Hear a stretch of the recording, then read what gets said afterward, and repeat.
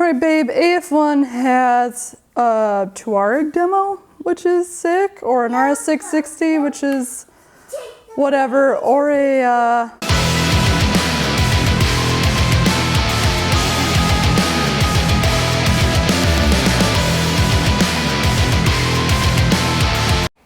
Seriously? Alright guys. This is my last vlog before I go on two-wheeled maternity leave. And what better way to go out than riding a 2023 210 V4 1100 factory. Shout out AF1 if you can see it on my GoPro. These guys rip. They offer demos of all of their bikes. They've got a used 2016 Aprilia, which is what I thought I was riding, but they're gonna give me the nice big dick one, or big tittied, whatever you prefer, big tittied model, to just kind of ride around before I gotta go pick up Ruby from school. So I'm gonna have fun. This is gonna be fun. We're gonna do a little Q&A. Shout out John. John just went through the dash with me, like all of the controls, because he said this is all brand new because I haven't ridden one in a couple years. And like, holy crap, the amount, you are buying a computer. You're buying a computer that you can ride to work, bring to the track. This is nuts. I mean, everything from engine braking to suspension. It's got semi-active suspension to throttle response. I was really impressed. Holy crap. So the reason why I'm not just riding this for big titty purposes, I'm also riding this because I've ridden one of these before a couple years ago on Yammy, but I've ridden an RS660, and both bikes were fine. They didn't leave a lasting impression on me, and I know I'm not a sport bike sort of rider. It doesn't get my giblets going. But because of working at a large motorcycle channel, there were definitely bikes that left large impressions on me. And what was confusing is, like, I watch MotoGP, I watch World Superbike. Aprilia's badass. I know that they make good bikes, but in my own personal silly experience, I've never had a good experience on one. So this is like a fun vlog because I want this bad bitch to redeem itself, and I think that it will. I just felt like a dumb idiot when I was riding the other 210 V4 factory that I rode. It just kept reminding me of how bad of a rider I was. Not that that's bad, but it's not like fun, right? You hop on a different kind of super bike, and I had a lot of fun. I've had a lot of fun riding S1000 RR, the Fireblade. I've ridden some fun bikes, but this just didn't leave any impression. So let's see what happens.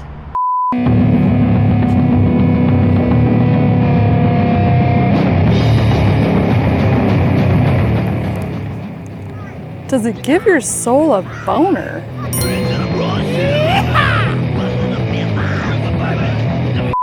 I'm not gonna, usually Spite and I will just blast onto the highway from here, but this is a nice bike. Let's be good to it, right? John is so kind to let me ride a brand new one. Usually, I was thinking about this when I was headed over here. I'll know how much I love a bike when I leave the parking lot. Like, I'll just know it right away. Okay, so this model only has about 200 miles on it. So it does feel kind of new, like things aren't, ooh, oh yeah. It wasn't very fast, but you can feel and hear a yummy thing happening. Oh, all right. I feel a giblet tingle. I can tell you this, as I'm a little leery talking about my pregnancy on this kind of bike, but I'm not. I'm gonna be gentle. We're gonna have fun. This is not a comfortable position. I mean, it's fine. It'll do the job, but it's not great. If I was on the track though, that's different, but I'm thinking, like, you know, we're street riding today, so let's just get on the highway. Fuck it. This makes 75 feel like 20. I like that feeling though. I like getting on these gigantic bikes that make the highway ride just like putting room temp butter on toast. Welcome to Austin, where you can find all your construction needs conveniently placed on the highway. This is funny that this is my last moto vlog for a few months, 4 months, and it's a little hard to be tame right now, but it's important. I can't describe to you guys how slow it feels like I'm going. Like, this literally feels like I'm doing 40. That's how much untapped beastly power there is hiding in the power band. Oh, there's shit flying off this semi. We should probably go buy him. Oh, that was easy. That was suspiciously easy. This is a different kind of experience. This isn't like badass, sexy, fun, loyal sort of ride. Loyal dog sort of ride. You know what I mean? Like, you can hop on a bike and it'll do most of the work. This thing wants to teach you. This thing just wants to teach you. It feels like a wise Italian MotoGP coach is speaking through me. And I can't listen right now because I'm on the highway and we've got silly, dumb videos to film. And the engine braking is nice. I'm not used to having that much brake response, so it feels a little jabby, but I feel like with this bike it's just all user error, so anything I complain about, please just blame me. Ah, it's already hot. What? I hear somebody screaming. Dude, my neighbor's gonna be so mad at me for riding. She's like, "You're still on a motorcycle, what are you doing?" I'm like, yeah, but this isn't just a motorcycle. Dude, yeah, like, there's this funny thing that's happening. This isn't like a curvy road, or this isn't a twisty road by any means. But like when I'm going into this curve, this thing wants you to fucking pay attention. This isn't gonna do it for you. This is like, come on, look at the road. Stop talking to your fake internet friends. All right, where's the blinker? I know where all the other crap is. I mean, think about it. If you're gonna spend $19,000 on a computer, it better have wheels attached to it. Wheels and a motor, that is. I guess if it just had random wheels, it wouldn't be like, what the fuck did I just buy? The sound is, I mean, that's a stock sound too. I can't imagine what this would sound like with the aftermarket pipe on there. It would sound like God coming. Dude, I'm gonna so leave that in the fucking video. Here's a funny anecdote. When I stopped swearing and I was censoring my videos, I got quite a few messages about, people are like, I watch you because of that. Like, what are you doing? And I was like, yeah, I guess they're right. I'm not sponsored by anybody, and YouTube allows you to swear. But then there's been, I don't know, like 2 really loud voices who just say the funniest shit about my swearing. And I'm like, what is this? If you guys know why people are like that, leave a comment down below. I don't get it. I don't think I'm crass. I think sometimes I do have to turn it down, but like when I'm making a video and I'm on like a really awesome, sexy bike, I'm excited, so I'm swearing and I'm being dramatic, but I toe the line of being crass. So to those loud few, fuck you. All right. Let's see what Discord weirdos have to say. I kind of pinged them early, so I'm sure there's only a few, but then I get to go back on it, and I'm very excited about that. Dude, it is so funny that I'm pulling up on this right now. Dude, Lucas is gonna be so jealous. We were trying to line up our schedules so that he could ride it with me. All right, what fun stuff can I run over in my garage? All right, I'm gonna hop on the Discord. We're gonna answer a couple questions before I melt into the ground. I have, like always, I rode this bike a few years ago. It didn't leave a good taste in my mouth, but I knew that Aprilia was a badass motorcycle manufacturer, and it didn't alter how I felt about them. Now, I've ridden more bikes. I have more experience. So now I feel a little bit differently about this bike. Now I can explain it better, I think. So, oh, for the love of God, let's do this. All right, Full Metal Corgi asks, how much Tuono riding does it take to make someone stop crying? I'm asking for a friend. One pull onto the highway, I think would dry all your tears. The wind would just blow it away. You'd forget about literally any problem in your life. He has a second question. I'll give him 2. Full Metal, VIP. If the Tuono and the R9T had a baby, what bike would it be? In which bike would be giving birth? I love when you guys ask me shit like that. Man, if they had a baby, that would be pretty bitchin' because you're taking like a space age technology, pseudo-naked sport bike and marrying it with everything I love about vintage bikes. So its baby doesn't exist yet. I can't even think of something that would even remotely be like that. And I see them as a same-sex couple. They would use the egg and the sperm from the Tuono, but the R9T would be a better suited mate for carrying the child and would be better at giving birth. I think like birth is below the Tuono. Birth is just, yeah. I think birth is a really empowering thing, but I think it's too primal and primordial. And the Tuono hates pain. Magic Toaster asks, have aliens infiltrated our motorcycle companies? And if so, do you think they have helped inspire the tech and looks of the bike, or do you think that they're sabotaging our advancements in motorcycle technology? Without getting too deep and possibly veering into a different video about what I think aliens are doing on Earth, I don't think they have any interest in hampering our advancements. I think if anything, they want to help us because they feel so bad for us. They're like, you guys are still, using green screen at Guitar Center, and aliens would feel bad for us, and I think they would try everything in their power to advance our species out of pity, which means that they haven't infiltrated our motorcycle manufacturing space. If anything, they've weaseled their way into politics relatively easily, but once again, I think you look at politicians in general, I don't see any advanced lizard beings, I only see evolved apes who can barely wipe their own butts. Anyways, let's move on. This Q&A session is suddenly not what I thought it was gonna be, which is exactly where I wanna be.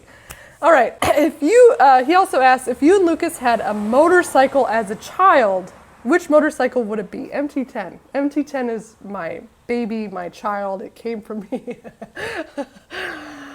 Then what bike best describes Ruby? First thing that comes to mind, just because like I feel so tender towards it, and it is a part of who I am, is like the XSR 900, just because it's like insane, doesn't make sense, wants to go fast. That's her. That's my child. Anyways, I'm sure if you've never been on this channel before, you're like, who the hell is this? We came here to talk about the 2023 Tuono V4 factory, and I'm not getting any information about that. Diabetes Man asks, what does it mean to be naked? And is this bike naked? And if not, what is it wearing? Naked bikes, you know what a naked bike is. I'm not gonna describe it. It means you can see all of its genitalia. Is this bike naked? I don't know, not really. Yes, it is. Yeah. This is like a bikini top or something. Dasco, Italy. Here comes Dasco, man. Shout out Dasco. Italy has one of the finest culinary traditions in the world. What Italian dish is closest to the experience of this bike and why? Also, why buy this over a V4 Ducati Street Fighter? Yo, that is a loaded question. I've ridden the Ducati Street Fighter. Here's the first thing that comes to mind. I'm not gonna think about it. It's not scripted. This is intuition-based stuff we're going off of. This isn't food. I can't compare this to food. I was really getting the vibe on the 10-minute ride over here. This is a teacher. This is the culinary instructor that berates you for, I don't know, cutting a tomato wrong. You don't eat this. You learn how to cook with this. Because I've ridden some fun bikes since then. And I keep comparing it to the MT10, where the MT10 like glides you through everything, and it's so good. And it's what most motorcyclists are looking for. You're looking for a bike that you can just hop on and have fun with, and it can do a lot of the work for you. This wants you to pay attention. And if you don't, you're gonna regret it. Like, this bike can do more than an MT10.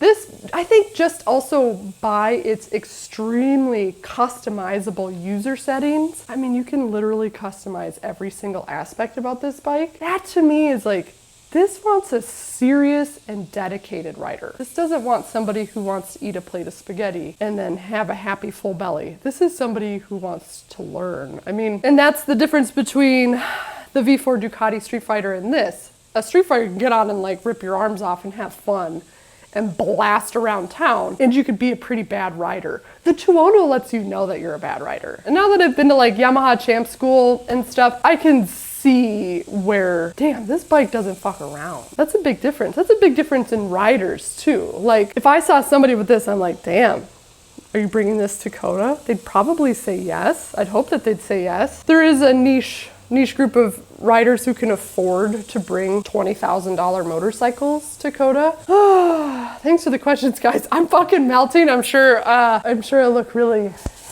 really great right now, but I can't fit the bike into my house, or maybe I should get an air conditioner, but whatever. Anyways, I hope that kind of described how I feel about this bike. I'm contemplative and I feel like, oh, I see you, Tuono. I'm not an expert rider. I'm not a track day rider. I don't even like sport bikes that much, but this is like, I see you.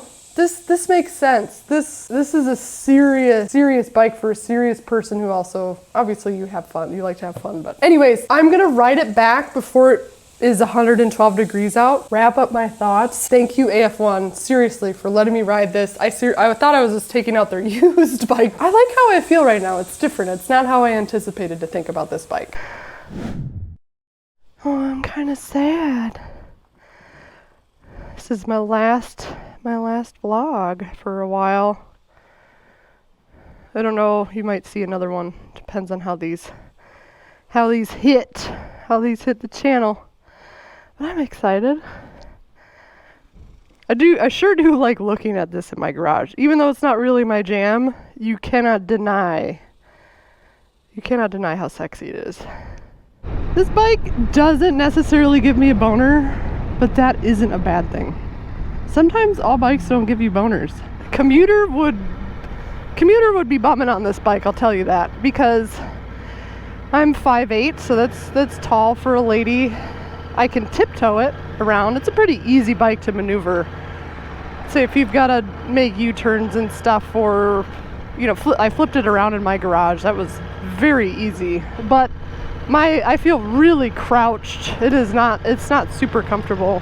But if you're a more serious rider, a more committed rider, somebody who's got fucking money to blow, I would still 100% respect your choice of buying this bike. But I do think it's a rather niche style of riding. I also don't know anybody who owns the big boy Tuono, but I choose this over Ducati Street Fighter. I think so. The Ducati Street Fighter was a really interesting riding position for someone like me. It felt really top heavy. This feels less top heavy, which can be, I see that's a common complaint among lady riders too, is just super top heavy, hard to turn. This doesn't have that at all. Shout out AF1 for letting me take out this badass bike. Now remember, they've got a 2016 Tuono V4, so if you're a serious person, it's like 11 grand. That is an awesome deal.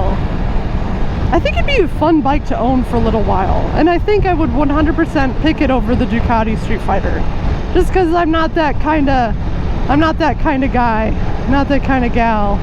The suspension on it is wild. It is extremely dialed in. That's a fun experience if you've never really experienced that before. Like, you can actually tell. Makes everything feel like margarine. It's an excellent throttle feel, comes on right away. Makes 83 feel like, I don't know, maybe it feels like I'm going like 50 now. This is called the Yippee-Ki-Yay lane. Dude, I'm not even trying. Like, that's just like, oh, I gotta exit now. I'll remember this. This is my baby shower right now. You guys are witnessing it. That was fun. Such a fun bike. It's an honor. I feel like I have to like properly say goodbye to it and bless it as I leave it. All right, guys. Stay tuned for some more fun content. We're gonna go off the rails a little bit because it's what I've been wanting to do, is go off the rails. I'm gonna buy a project bike. Discord boys are going to pick me out a project bike that I'm gonna wrench on for the next few months. And I'm excited for the next chapter.